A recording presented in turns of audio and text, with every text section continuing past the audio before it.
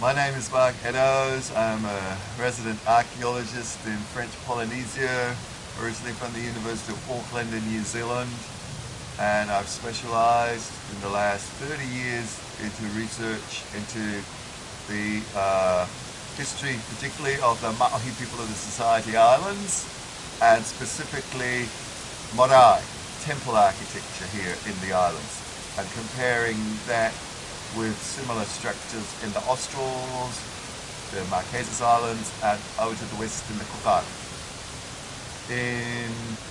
I work at the moment as an archaeologist for the Ministry of Culture of French Polynesia, undertaking different works of prospection and archaeological excavation, predominantly on marae.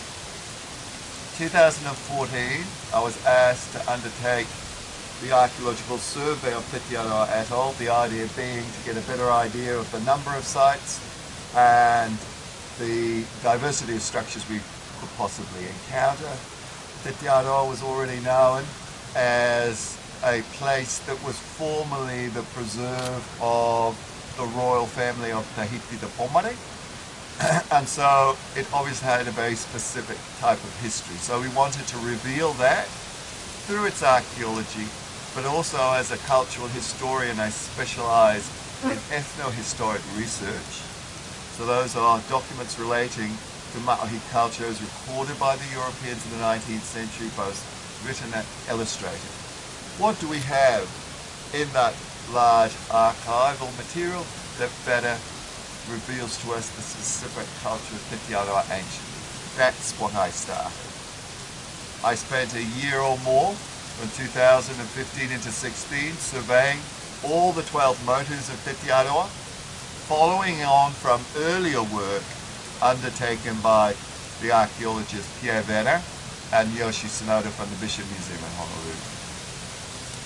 After that time we found about over 100 different structures on all the 12 motus, and it gave us the possibility to recreate a bit of the ancient history of Tetiaroa that had not had a resident population in the past, so the oral tradition relating to the place was quite weak.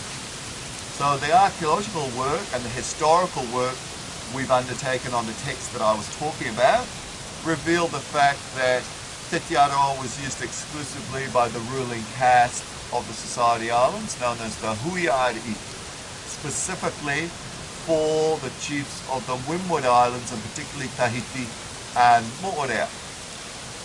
The chief title holder, the person who had stewardship of the motu, was Tu, who was the paramount chief of a tribe we call the Te Porionu, resident in Matavai